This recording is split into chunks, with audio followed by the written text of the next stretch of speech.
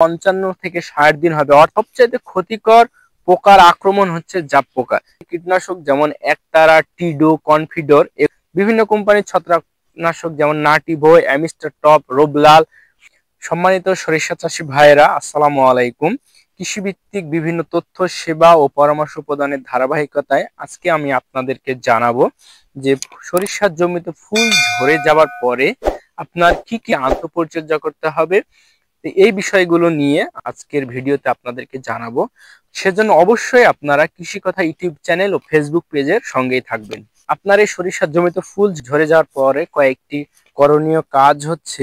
সর্বপ্রথম কাজ হচ্ছে, আপনার এই সরিষার বয়স যখন 55 থেকে 60 দিন হবে, অর্থাৎ দেখবেন এই জমির মতো আপনার জমির 80% ফুল ঝরে গেছে।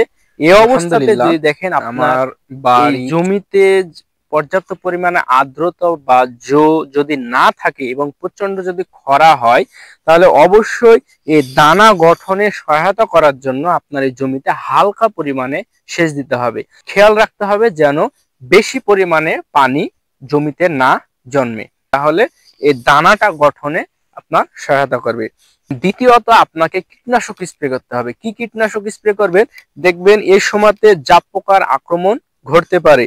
জাপ পোকা সাধারণত দল বেঁধে থাকে এবং এই ফলটা ফুটো করে নষ্ট করে দেয় এবং আপনার দানাগুলো নষ্ট করে দিবে। অর্থাৎ আপনার এই জাপ পোকা নিধনের জন্য কীটনাশক স্প্রে করতে হবে। যে কোনো গ্রুপের কীটনাশক, একতারা, ইমিটাপ, টিডো, কনফিডর, যে কোনো একটি আপনি স্প্রে করতে পারেন। সেই সাথে এই সময়ে অতিরিক্ত যদি আপনার জমিতে ঘন থাকে বা বৈরী আবহাওয়া বিরাজ করে বা শৈত্যপ্রবাহ বিরাজ করে, তাহলে আপনার ছত্রাকের আক্রমণ ঘটতে পারে। সেজন্য আপনাকে কি করতে হবে, এই কীটনাশকের সাথে যে কোনো ধরনের, যে কোনো কোম্পানির, যেমন নাটিভো, অ্যামিস্টার টপ, রোবলাল, এটার পানিতে 2 গ্রাম হারে কীটনাশকের সাথে আপনি দুপুর পর বিকালে স্প্রে করে দিবেন। তাহলে সরিষার জমি থেকে আপনি সর্বোচ্চ ফলন পাবেন। এই ফল উঠানোর আগে আরো একবার স্প্রে করতে হবে।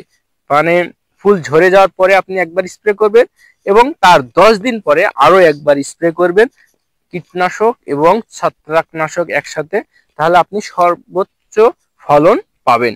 সর্বোপরি আপনি স্থানীয় উপজেলা কৃষি অফিসারের সাথে সুষ্ঠু যোগাযোগ রাখবেন এবং সুন্দর পরামর্শ নেবেন এবং আপনার এই সরিষার জমিতে তা প্রতিফলিত করবেন এবং সর্বোচ্চ ফলন আপনি ঘরে তুলবেন।